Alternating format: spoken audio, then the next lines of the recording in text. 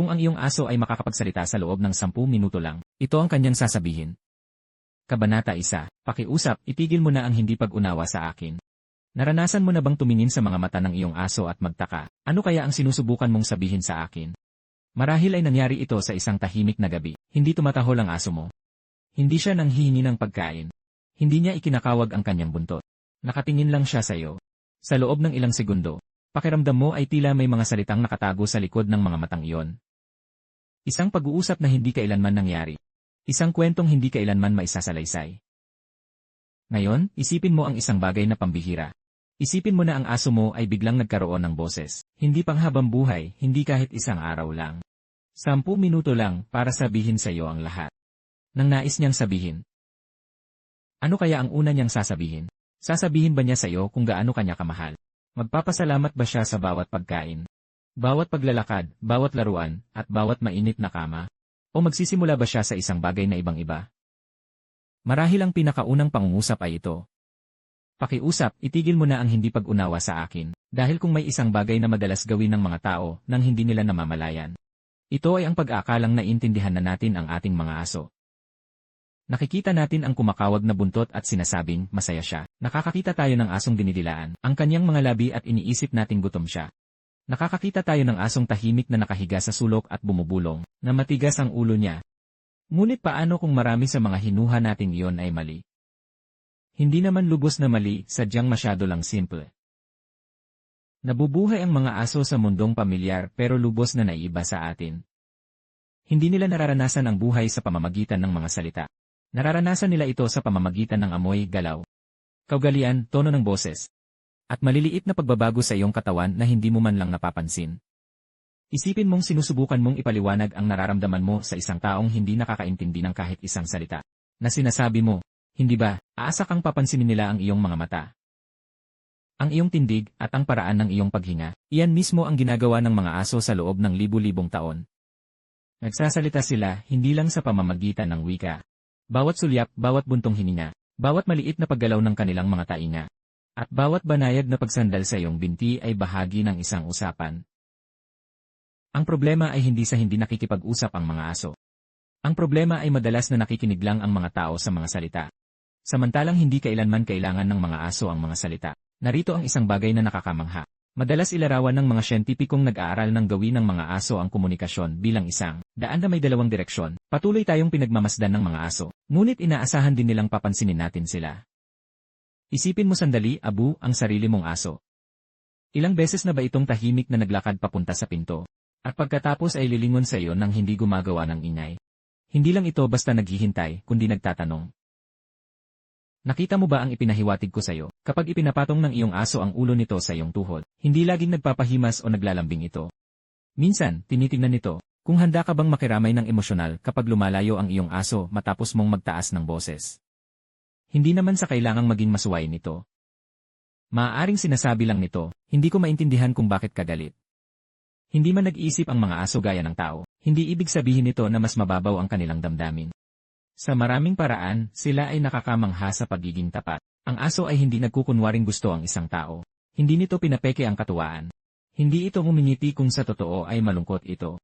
Ang kanyang nararamdaman ay makikita sa pinakamaliit na detalye.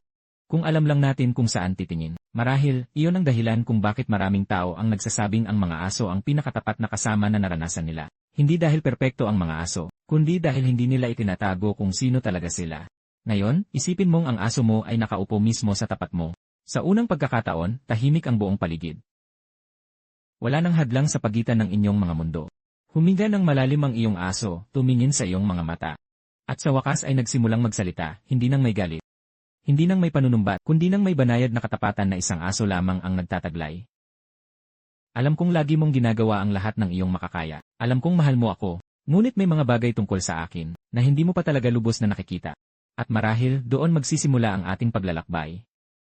Dahil sa susunod na ilang minuto, susubukan nating tuklasin ang pag-uusap na ninanais ng milyon-milyong may-ari ng aso na sana ay magkaroon sila, hindi lamang base sa pantasya, kundi inspirasyon mula sa itinuro ng siyensya tungkol sa kung paano nag-isip ang mga aso, kung ano ang kanilang nararamdaman at kung paano nila nararanasan ang mga tao na mahal nila. Maaari mong matuklasan na ang aso mo ay nakikipag-usap sa iyo araw-araw.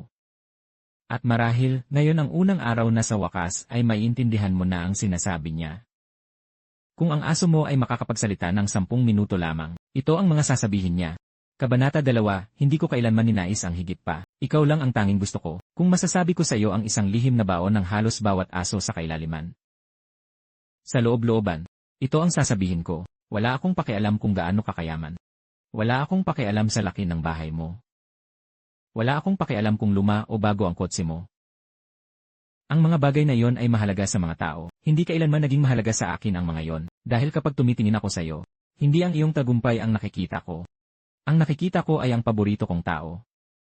Madalas kang nag-aalala na hindi mo ako mabibili ng pinakamagagandang laruan. Minsan, humihingi ka ng paumanhin dahil naging abala ang buhay. Minsan naisip mo, babawi ako sa aso ko. Ngayong katapusan ng linggo. Pero, kung masasagot lang kita, baka umiti ako at sabihin, hindi mo na kailangang gawin yon. Naaalala mo ba ang maulang hapon na yon nang nanatili tayo sa loob? Nang magkasama. Nakaupo ka noon sa sahig. Walang mamahaling laruan, walang espesyal na treats. Walang kapana-panabik na pakikipagsapalaran. Habang nagbabasa ng libro, mekanikal mong kinakamot ang likod ng aking mga tainga. Para sa iyo, isa lang itong ordinaryong hapon. Para sa akin, isa ito sa pinakamasayang araw ng aking buhay dahil hindi ako nangungulekta ng mga alaala ng mga lugar. Nangungulekta ako ng mga alaala mo. Kadalasan, naniniwala ang mga tao na ang pag-ibig ay kailangang maging magarbo. Isang sorpresang bakasyon, isang magandang regalo, isang pagdiriwang. Hindi ganoon mag-isip ang mga aso. Ang pinakamasayang sandali namin ay ang mga pinakasimpleng bagay. Ang marinig ang iyong mga yapak sa labas ng pinto. Ang pagmasdan kang gumising tuwing umaga. Ang pagsunod sa iyo sa kusina. Kahit alam na namin kung saan ka pupunta. Ang paghiga sa tabi ng iyong upuan habang nagtatrabaho ka. Ang tahimik na pagpapahinga habang nanonood ka ng AC para sa iyo. Ang mga sandaling ito ay nagiging bahagi na lamang ng karaniwang buhay. Para sa amin, sila ay nagiging ikaw, ang aming buong mundo. Naitanong mo na ba sa iyong sarili kung bakit sinusundan ka ng iyong aso sa bawat silid? Marami ang tumatawa at nagsasabing siya ang aking munting anino. Ang iba naman ay nagbibiro na ang aso nila ay hindi marunong rumespeto sa personal na espasyo. Maaari. Ngunit may isa pang posibilidad. Isipin mong nakatira ka sa isang mundo kung saan ang isang tao ang simbolo ng kaligtasan, ginhawa, pagkain, pagkakaibigan, pakikipagsapalaran, at tahanan. Hindi mo ba nanaising manatiling malapit sa taong iyon? Rin. Para sa maraming aso, ang pagsunod sa iyo ay hindi tungkol sa pagiging palaasa. Ito ay tungkol sa koneksyon. Ikaw ang sentro ng mundong aming ginagalawan. Kapag kumikilos ka, ang aming mundo ay kumikilos kasama mo. Maraming taon nang pinag-aralan ng mga siyentipiko ang relasyon sa pagitan ng mga aso at tao, at paulit-ulit, nakakahanap sila ng isang bagay na talagang kahanga-hanga. Maraming aso ang itinuturing ang kanilang mga amo bilang tinatawag ng mga mananaliksik na isang secure base. Ibig sabihin, ang presensya mo ay nagbibigay sa kanila ng tiwala sa sarili. Kapag malapit ka, mas nag-explore sila. Mas kalmado sila. Mas handa silang suriin ang mga hindi pamilyar na lugar. Gaya ng isang bata na nagiging matapang dahil malapit ang isang magulang na pinagkakatiwalaan. Hindi ito kahinaan. Ito ay pagtitiwala, at ang tiwala ay isa sa pinakamahalagang regalo na maibibigay ng anumang nabubuhay na nilalang. Minsan ay umaalis ka para magtrabaho. Isinasara mo ang pinto at tumatahimik ang bahay. Iniisip mo, ayos lang ang aso ko. Sa karamihan ng pagkakataon, ayos nga kami. Natutulog kami, naghihintay kami, tumingin kami sa labas ng bintana, nakikinig kami sa mga pamilyar na tunog, hindi dahil hindi namin matiis ang bawat minutong wala ka, kundi dahil natutunan na ng aming panloob na orasan ang ritmo ng iyong buhay. Umaga, hapon, gabi mga yabag, pinto, tahanan. Araw-araw ay nauulit ang pattern na ito, at araw-araw naming inaasam ang sandaling magsisimula itong muli. Alam mo ba kung ano ang nakakatawa? Akala mo, ikaw ang nag-aalaga sa amin. At sa maraming paraan, totoo naman yon. Pinapakain mo kami, pinoprotektahan mo kami, dinadala mo kami sa veterinaryo, binibigyan niyo kami ng mainit na higaan at malinis na tubig. Nagpapasalamat kami sa lahat ng iyon, ngunit para sa amin, inaalagaan din namin kayo. Kapag nalulungkot ka, nananatili kami sa tabi mo. Kapag may sakit ka, ayaw naming iwan ang silid. Kapag natatakot ka, nakikinig kami. Kapag masaya ka, nakikigalak kami sa iyo. Kahit hindi namin alam ang dahilan. Hindi dahil may nagsanay sa amin, kundi dahil yan ang ginagawa ng pamilya. At para sa amin, pamilya kayo. Baka may mga araw pang ang nararamdaman mong binigo mo. Kami. Marahil ay sumobra ang trabaho mo. Marahil ay nakaligtaan mo kaming ipasyal. Marahil ay umuwi kang pagod at wala nang lakas para makipaglaro. Tiningnan mo kami ng may pagsisisi at bumulong. Pasensya na. Kung makakasagot lang kami, marahil ay ipapaalala namin ang isang bagay na nakalimutan mo na. Hindi namin binibilang ang mga perpektong araw. Ang natatandaan namin ay ang mga taong nagmamahal. Ang isang nakaligtaang paglakad ay hindi bubura sa libo-libong masasayang sandali. Ang isang abalang linggo ay hindi bubura sa mga taon ng iyong kabutihan. Ang mga aso ay hindi nagbibilang ng pagkakamali gaya ng ginagawa ng mga tao. Ang naaalala namin ay kung paano mo kami pinaramdam, ligtas, tanggap at minamahal. At kaya naman ang pananabik namin ay hindi kailanman kumukupas. Umalis ka man ng 10 minuto o 10 oras. Pag-uwi mo, ang tuwa namin ay laging totoo sa bawat pagkakataon. Hindi dahil nakalimutan naming umalis ka, kundi dahil sa bawat muling pagkikita, parang bumabalik sa normal ang buhay. Nag-aalala ang ilang tao na baka masyadong simple ang mga aso. Marahil ang pagiging simple ay hindi isang kahinaan. Marahil isa itong regalo. Isipin mo na lang kung gaano kaiba ang mundo kung ipagdiriwang ng mga tao ang pagkikita sa kanilang mga mahal sa buhay ng may katapatang. Gaya ng ginagawa ng mga aso, kung may mahihingi man ako sa iyong isang bagay. Hindi ito mas malawak na bakuran, mas maraming treats, o iba pang laruan. Ito ay simple lang kapag magkasama tayo. Totoong maging magkasama. Ibaba mo muna ang iyong telepono ng ilang minuto. Tumingin ka sa aking mga mata, kausapin mo ako, kahit hindi ko naintindihan ang bawat salita. Maglakad ka ng mas dahan-dahan. Manatili ka pa ng kaunti, dahil habang ang buhay mo ay puno ng mga pulong, mga plano at walang katapusang bukas. Ang buhay ko ay sinusukat sa ibang paraan. Sinusukat ko ito sa mga sandaling kapiling kita. At ang bawat isa sa mga sandaling iyon ay napakahalaga. Pero mayroon pa akong ibang bagay na noon ko pa gustong sabihin sa iyo. Isang bagay na nakakagulat sa halos bawat may-ari ng aso. Akala mo ay iniligtas mo ako, siguro nga ay ginawa mo, pero sa aking pananaw, pakiramdam ko ay nailigtas natin ang isa't isa, at sa susunod na kabanata, tutuklasin natin ang isa sa pinakamalalim na misteryo ng ugnayan ng tao at aso. Bakit ka pinatatawad ng iyong aso ng ganoon kadali, kahit sa tingin mo ay hindi mo ito nararapat? Ang sagot ay maaaring magbunyag ng higit pa tungkol sa wagas na pag-ibig kaysa sa anumang relasyon ng tao. Kailanman, kung ang aso mo ay makapagsasalita lang ng 10 minuto, ito ang sasabihin niya. Kabanata 3, hindi ko kailanman binilang ang iyong mga pagkakamali. Paano kung sabihin ko sa iyo na napatawad ka na ng aso mo para sa isang bagay na hindi mo pa rin mapatawad sa iyong sarili? Pag-isipan mo iyan sandali, dahil kung makakapagsalita lang ang mga aso, ito marahil ang unang-unang bagay na gusto nilang malaman mo. Ngayon, isiping naghihintay ka, hindi lang ng 10 minuto, hindi lang ng 1 oras, kundi araw-araw. Habang tahimik na nakaupo sa harap ng pintuan, tumitindig ang iyong mga tainga sa bawat tunog sa labas. Pinakikinggan ang mga yapak, mga dumadaang kotse. Ang kalansing ng mga susi sa malayo. Nang hindi kailanman natitiyak kung kailan ang taong pinakamamahal mo ay sa wakas papasok muli sa pintuang iyon. Marahil ay mahaba ang oras ng iyong pagtatrabaho. Marahil ay inilalayo ka ng mga business trip ng ilang araw. Marahil naging abala lang ang buhay. Hindi ako tumatahol. Hindi ako nagrereklamo. Hindi kita sinisisi. Naghihintay lang ako. Tapos naririnig ko ang pag-click ng kandado. Dahan-dahang bumubukas ang pinto. At biglang nanunumbalik ang aking buong mundo. Hindi mapigilan ang pagpag ng aking buntot. Bumibilis ang tibok ng puso ko. Tumatakbo ako sa iyo na para bang bumalik ka mula sa matagal na panahon. Isang sandali para sa iyo, na tila isang ordinaryong gabi lang. Para sa akin, ito ang pinakamagandang sandali ng araw ko. Ngunit mayroong isang bagay na kakaiba. Madalas sabihin ng mga tao na maikli ang alaala ng mga aso. Hindi iyan totoong totoo. Naaalala namin. Iba lang ang paraan namin ng pag-alala. Kaya hayaan mong magtanong ako. Bakit ba napakadaling magpatawad ng mga aso sa mga tao? O, marahil iyon ay maling tanong. Siguro ang mas magandang tanong ay, bakit mas pinipili ng mga aso na alalahanin ang pagmamahal kaysa sa mga pagkakamali? Kung makakapagsalita lang ako para sa bawat aso sa mundo, malamang na ganito ang sasabihin ko. Alam kong nagiging abala ang buhay. Alam kong hindi ka laging may oras. Minsan umaalis ka bago pa sumikat ang araw. Minsan umuwi kang pagod na pagod. Bumabagsak ka sa sofa nang walang sinasabing kahit ano. Ibubulong mo, pasensya na kaibigan. At bago mo pa man matapos ang pangungusap na yon, naipatong ko na ang aking ulo sa iyong kamay. Hindi dahil nakalimutan ko, kundi dahil hindi tumigil ang pagmamahal ko. Akala mo ba naalala ko ang bawat nakanselang paglalakad? Bawat gabing late ang hapunan, bawat nakanselang punta sa parke, bawat gabing masyado kang pagod para maghagis ng bola.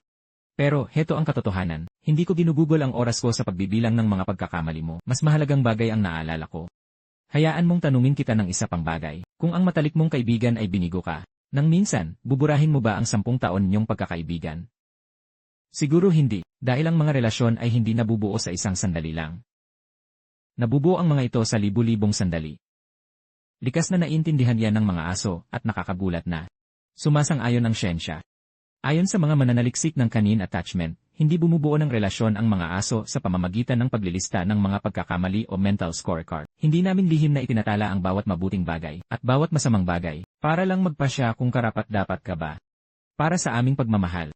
Sa halip, ang ugnayan natin ay lumalago sa paulit-ulit na positibong mga karanasan. Isipin mo itong parang isang higanting garapong salamin, bawat paglalakad, bawat yakap, bawat malambing na boses, bawat laro ng fetch, bawat tahimik na gabing magkasama tayo. Bawat pagkaing inihahain mo sa harap ko. Sa tuwing mumingiti ka kapag nakikita mo ako. Ang bawat isa ay nagiging patak na pumupuno sa garapong iyon. Isang araw na nakaka-stress, isang hindi natuloy na paglalakad. Isang pagkakamali ay maaaring makatapon ng isang patak. Ngunit hindi nito kailanman mauubos ang laman ng garapon. Dahil ang pag-ibig ay hindi nabubuo sa isang perpektong araw lang. Nabuo ito sa bawat ordinaryong araw na magkasama tayo. At narito ang bahaging halos walang sinumang nagbabanggit. Marahil ay nakarinig ka na ng mga kwento tungkol sa mga asong naghihintay sa kanilang amo na hindi na nakauwi. Isa sa mga pinakasikat na kwento ay nangyari sa Japan. Isang aso ang pabalik-balik sa parehong istasyon ng tren araw-araw. Kahit matagal na ring pumanaw ang kanyang amo. Tinawag itong katapatan ng mga tao, at bahagi nga iyon ng katapatan. Pero naniniwala ang mga scientist na may mas malalim pang dahilan.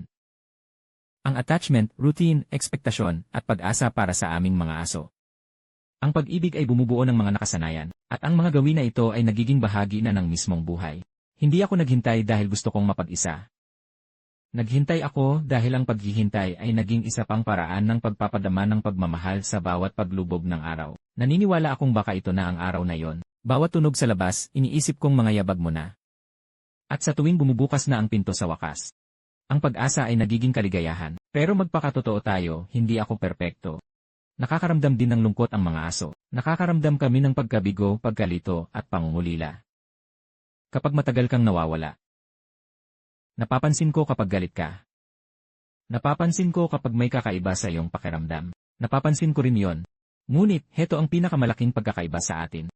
Ang mga tao ay madalas na inuulit sa isip. Ang mga masasakit na alaala ng paulit-ulit. Ang mga aso ay hindi ganoon. Natuklasan ng mga mananaliksik na ang mga aso ay bumubuo ng emotional associations. Naaalala namin kung ano ang ipinadama sa amin ng mga karanasan. Pero hindi kami nakaupo lang doon, na paulit-ulit na iniisip ang pagtatalo kahapon. Hindi kami gumigising na nag-isip. Galit pa rin ako tungkol noong nakaraang Martes. Hindi lang talaga ganoon gumagana ang aming isipan. Kung kabaitan ang nagiging huwaran, ang tiwala ay lumalago. Kung takot ang nagiging huwaran, ang tiwala ay naglalaho. Hindi ito paghihiganti. Ito ay pagkatuto, hindi nakakalimot ang mga aso, iba silang magpatawad. Kaya, kung mayroon akong isang bagay na masasabi sa iyo sa loob ng 10 mahahalagang minutong ito. Ito ay ang bagay na ito. Pakiusap, itigil mo na ang pagpaparusa sa iyong sarili dahil lang hindi ka perpekto. Naaalala mo ang mga araw na ginabi ka ng uwi. Ang naaalala ko ay bumalik ka sa piling ko. Naaalala mo ang paglalakad na nakalimutan mo. Ang naalala ko ay ang libu-libong paglalakad na pinagsaluhan natin. Naaalala mo noong tinaasan mo ako ng boses. Minsan, ang natatandaan ko naman ay ang hindi mabilang na beses na kinausap mo ako ng malumanay. Naaalala mo ang bawat pagkakamaling nagawa ko. Ang naalala ko ay ang paborito kong tao. Siguro iyon ang dahilan kung bakit tila napakasaya ng mga aso kapag nakikita nila ang mga taong mahal nila. Hindi dahil kinalimutan nila ang kahapon, kundi dahil pinili nilang ipagdiwang ang araw na ito. Isipin mo na lang kung gaano kaiba ang mundo kung tinatanggap ng mga tao ang isa't isa. Gaya ng ginagawa ng mga aso, nang hindi nagbibilang ng pagkakamali, nang hindi dinadala ang mga lumang alitan sa bawat bagong umaga, at hindi sinusukat ang pagmamahal base sa pagiging perpekto. Madalas itanong ng mga tao, mahal ba talaga tayo ng mga aso? Siguro ay mali ang itinatanong natin. Siguro, ang mas magandang tanong ay, ano nga ba ang matagal nang itinuturo sa atin ng mga aso tungkol sa pagmamahal? Marahil ang mga aso ay hindi dinala sa buhay natin para lang matutong mamuhay kasama ang mga tao. Baka ang mga tao ang binigyan ng aso para maalala kung paano magmahal. Kung makakapagsalita lang ang aso mo sa loob ng 10 minuto, ito ang sasabihin niya. Kabanata 4 Kapag wala na ako, huwag hayaang magtapos ang pagmamahal sa isang paalam. Paano kung sabihin ko sa iyo na ang huling bagay na nanaisin ng aso mo ay ang ubusin mo ang natitirang bahagi ng iyong buhay na nakararamdam ng pagsisisi, hindi dahil hindi ka nagmahal ng sapat. Hindi dahil marami kang nagawang pagkakamali, kundi dahil sa pananaw ng isang aso. Ang pagmamahal ay hindi kailanman sinusukat sa pagiging perpekto. Sinusukat ito sa pagiging magkasama natin. Ngayon, isipin mo ang isang ordinaryong umaga na ito. Kinuha mo ang iyong mga susi, isinuot ang iyong sapatos. At sinusundan kita sa pinto, gaya ng dati. Ngumiti ka at kinamot mo ang likod ng aking mga tainga. Sabi mo, babalik ako agad. At naniniwala ako sa iyo dahil araw-araw. Palagi kang bumabalik. Hindi naiintindihan ng mga aso ang kalendaryo. Hindi namin binibilang ang mga kaarawan. Hindi namin alam kung ano ang ibig sabihin ng susunod na taon. Ang buhay namin ay binubuo ng mga sandali. Isang paglalakad, isang pag-idlip sa tabi ng iyong upuan. Isang laro ng fetch, isang tahimik na gabi. Habang nanonood ka ng telebisyon at tahimik akong nakakatulog sa iyong paanan. Para sa amin, ang mga ordinaryong sandaling iyon ay nagiging isang pambihirang buhay. Ngunit narito ang isang bagay na hindi naiisip ng karamihan sa mga tao. Ang mga tao ay laging nag-aalala tungkol sa pagkakaroon ng sapat na oras. Ang mga aso naman ay nagpapasalamat lang sa oras na mayroon sila. Ang mga siyentipikong nag-aaral ng gawin ng hayop ay madalas ilarawan ang mga aso bilang lubos na nakatutok at mapagmasid na hayop. Hindi ibig sabihin yon na hindi kami nakakaalala. Nakakaalala kami. Ibig sabihin lang nito, mas kaunti ang oras na ginugugol namin sa pag-aalala tungkol sa kahapon o bukas. Nabubuhay kami sa bawat sandali ng kasalukuyan. Siguro, iyon ang dahilan kung bakit mahusay ang mga aso sa pagpapaalala sa mga taong magdahan-dahan kapag humihinto kami para amuyin ang damo. Hindi kami nagsasayang ng oras. Dinaranas namin ito ng lubusan kapag humihinto kami para panoorin ang mga dahon na sumasayaw sa hangin. Hindi kami naliligaw ng atensyon. Kami ay sadyang mausisa. Siguro isa yon sa mga aral na matagal na naming sinusubukang ituro sa inyo ng tahimik. Ang buhay ay hindi laging nakatago sa hinaharap. Kung minsan, nangyayari na ito sa mismong paanan nyo. Ngayon, may itatanong ako sa iyo. Ilang litrato ng iyong aso ang mayroon ka? Daan-daan, marahil ay libo-libo. Kinuhaan mo ng litrato ang mga kaarawan, bakasyon. Nakakatawang mukha, mga umagang may nyebe, at mga payapang hapon. Sinusubukan mong itabi ang mga alaala. Ngunit, narito ang magandang bahagi. Hindi ko kailanman kailangan ng mga litrato. Iba ang paraan ng pag-alala ko sa iyo. Naaalala ko ang iyong mga yapak, ang tunog ng iyong tawa, ang paglambot ng iyong tinig tuwing binabanggit mo ang pangalan ko. Ang amoy ng iyong jacket pagkatapos ng trabaho, at ang ritmo ng iyong tibok ng puso habang nakahiga ako sa tabi mo. Litrato ang kinokolekta ng mga tao, damdamin naman ang kinokolekta naming mga aso, at ang mga damdamin ay mas nagtatagal kaysa sa mga larawan. Narito ang isang bagay na itinuro sa atin ng agham na para sa marami ay nakakapagpagaan ng loob. Natuklasan ng mga mananaliksik na ang mga aso ay bumubuo ng matinding emosyonal na alaala sa pamamagitan ng mga paulit-ulit na karanasan. Maaaring hindi namin mabalikan ang buhay na parang pelikula. Ngunit bumubuo kami ng malalalim na ugnayan. Ang parke kung saan tayo laging naglalakad ng magkasama. Ang upuan kung saan mo gustong magbasa. Ang tunog ng iyong sasakyan pagliko sa driveway. Ang paborito mong sapatos sa tapat ng pinto. Ang mga lugar at tunog na iyon ay nagiging bahagi ng aming emosyonal na mundo. Iyan ang dahilan kung bakit napakahalaga ng nakasanayang gawain para sa mga aso. Hindi dahil nahuhumaling kami sa mga schedule, kundi dahil ang mga gawain ito ay nagsisilbing paraan ng pagsasabi na magkasama na naman tayo. Bawat simpleng gawi ay tahimik na nagpapaalala sa amin na maayos ang lahat. Ngunit isang araw, nagbabago ang buhay.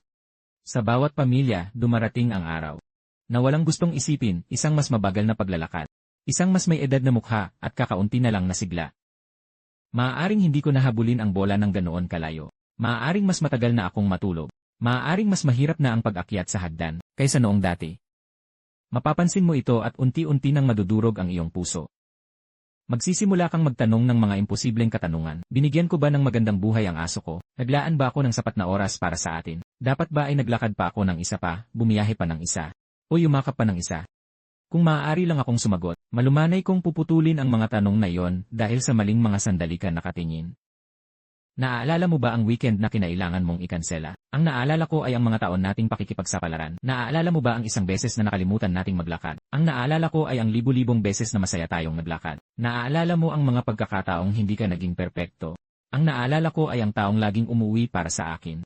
Narito ang bahagi na halos walang nagsasabi sa mga nagdadalamhating may-ari ng aso. Ang pag-ibig ay hindi nawawala dahil lamang sa nagbago ang buhay. Ang mga siyentipikong nag-aaral sa ugnayan ng tao at hayop ay madalas itong ilarawan bilang isa sa pinakamalakas na emosyonal na relasyon na mararanasan ng maraming tao. Bakit? Dahil ito ay nakabatay sa katapatan, tiwala. Mga nakasanayang gawain at pagbibigay ng ginhawa sa isa't isa. Kapag natapos na ang ugnayang iyon, normal lamang ang magdalamhati. Sa katunayan, ang iyong kalungkutan ay patunay ng isang bagay na maganda. Nangangahulugan ito na mahalaga ang ating relasyon. Nangangahulugan ito na ang mga taon nating pagsasama ay tunay na pag-ibig, na laging nag-iwan ng mga bakas sa iyong puso. At iyan ay isang bagay na hindi mabubura ng anumang pamamaalam. Kaya, kung ilang sandali na lang ang natitira sa akin para magsalita, hihiling ako sa iyo ng isang huling pabor. Pakiusap, huwag mong hayaang magtapos ang kwento ko sa lungkot. Kapag nakakita ka ng ibang asong kumakawag ang buntot. Umiti ka kapag dumaan ka sa paborito nating parke. Alalahanin mo ang masasayang araw. Kapag nakita mo ang isa sa mga lumang laruan ko na nakatago sa ilalim ng sofa, huwag mong isipin ang araw na iniwan kita. Sa halip, isipin mo ang libu-libong araw na sabay nating pinagsaluhan ng may tawa. Dahil kung ubusin mo ang natitirang bahagi ng iyong buhay, sa pag-alala lang sa naging wakas, malalampasan mo ang napakagandang kwento na nauna rito. At ang kwentong iyon ang aking buong buhay. Isang huling tanong, sino ba talaga ang sumagip kanino? Marahil ay naniniwala kang sinagip mo ako. Binigyan mo ako ng pagkain, mainit na higaan, at ligtas na tahanan. Pinrotektahan mo ako. Ngunit marahil nang hindi mo namamalayan. Sinagip ko rin ang ilang bahagi ng iyong pagkatao. Mula sa mga gabing malungkot, sa mga araw na nakaka-stress, hanggang sa mga sandaling mas mabigat ang buhay kaysa sa nararapat. Marahil ay hindi ko binago ang buong mundo. Marahil ay ginawa ko lang na mas magaan ang mundo mo. Mas payapa at mas maliwanag ng kaunti. At sa totoo lang, sapat na yon. Kaya, kung ito na ang huling 10 minuto, na maaari nating pagsamahan habang buhay, ito ang gusto kong tandaan mo. Huwag mong sukatin ang ating buhay sa araw na tayo'y nagpaalam. Sa huling sandali. Sa halip, sukatin ito sa bawat karaniwang araw na ating pinagsaluhan, sa bawat paglalakad, sa bawat pagsikat ng araw, sa bawat laro, sa bawat tahimik na sandali. At sa tuwing nagtatagpo ang ating mga mata. At hindi na natin kailangan ng mga salita, dahil ang pag-ibig ay hindi lamang nakatago sa isang perpektong sandali. Tahimik itong umusbong sa libu-libong karaniwang pagkakataon. At kung mayroon mang isang aral na inaasahan ng mga aso, na hinding-hindi malilimutan ng mga tao, ito ay, ang buhay ay mas maikli kaysa sa ating ninanais. Ang pag-ibig ay mas malalim kaysa sa ating inaakala. At ang pinakamahalagang regalo na maibibigay natin sa isa't isa, ay ang buong pusong pagbabahagi ng sarili, habang tayo ay magkasama pa. Salamat sa inyong pakikinig. Ngayon, kung ang aso mo ay tahimik na nakahiga sa tabi mo, marahil bago matapos ang video na ito, abutin mo siya, kamutin ang likod ng kanyang mga tainga. Tumingin sa kanyang mga mata at sabihin salamat. Dahil kahit hindi man makasagot ang iyong aso sa pamamagitan ng salita, malaki ang posibilidad na naiintindihan niya ang iyong puso. Noon pa man,